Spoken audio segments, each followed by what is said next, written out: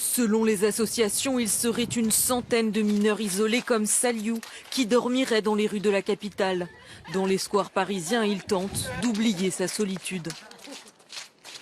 Mais je ne connais rien ici, je ne connais personne, c'est moi seul ici en Paris, ni père ni mère.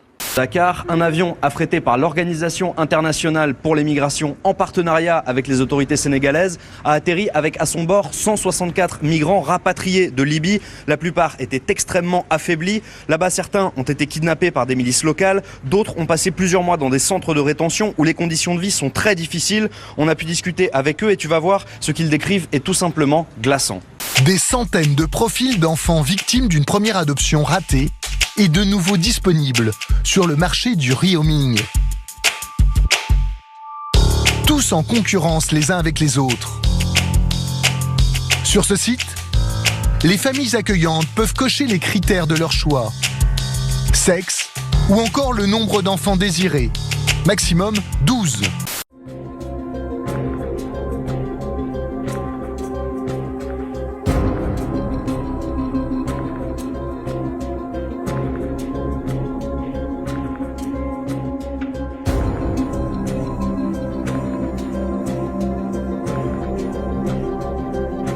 Dangereuse, traumatisante, injuste, l'excision continue à être pratiquée sur des millions de filles à travers le monde. L'Afrique est particulièrement concernée.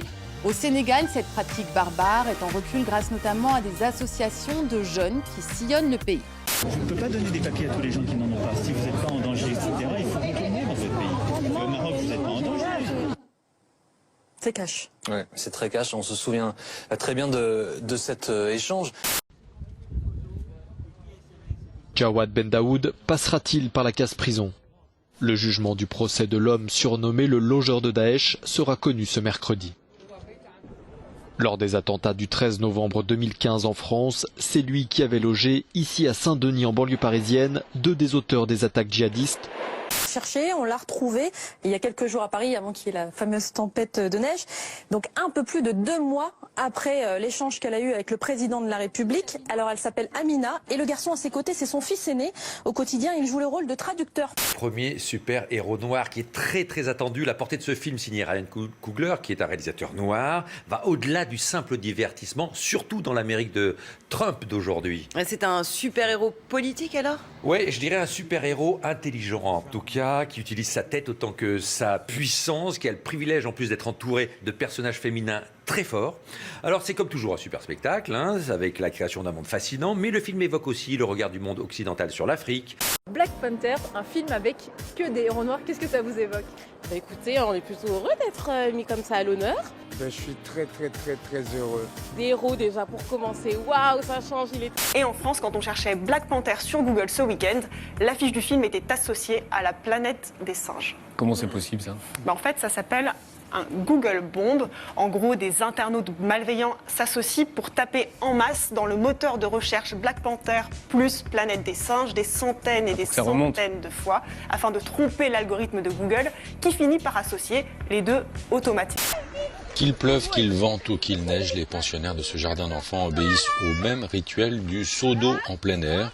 Aux yeux des Russes, il n'existe rien de mieux pour renforcer les défenses immunitaires des enfants. Parce qu'il y a 17 députés qui n'ont jamais dit un mot à l'Assemblée nationale. Exactement, pas un mot depuis leur élection, pas un mot dans l'hémicycle. Ce sont nos confrères de France Info qui ont décortiqué ces chiffres de l'Assemblée. Alors parmi ces 17 députés totalement mutiques, 15 font partie de la majorité En Marche. Depuis mi-novembre, on a checké, il n'a raté aucune réunion de la commission de la défense à laquelle il appartient, en multipliant les prises de parole. Et enfin, sur le site de l'Assemblée, on a compté 30 questions écrites, ce qui est une bonne moyenne pour un député. Donc, ouais, clairement, il cherche à se montrer exemplaire dans son travail. Bernadette Mouriot a officiellement été reconnue comme miraculeuse hier par l'évêque de Beauvais il y a 10 ans. Après un pèlerinage à Lourdes, cette religieuse handicapée a brusquement retrouvé l'usage de ses jambes. C'était en juillet 2008, elle s'en souvient. Par l'Église. Oui, écoutez, on prend vraiment les gens pour des imbéciles. En plus, ça marche. Alors, magnifique. Alors, on est heureux pour elle, mais on est aussi un peu inquiet pour les gens qui, sérieusement, après avoir délibéré sur cette question, ont choisi rationnellement de qualifier cette décision de miracle. Et en mot de l'info ? Les défenseurs du miracle sont ici-bas les avocats du diable.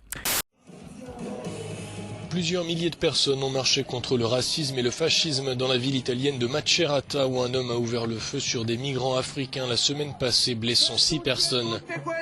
Luca Traini, un militant d'extrême droite, avait dit vouloir venger le meurtre de la jeune Pamela Matropietro, pour lequel 3 Nigérians ont été inculpés.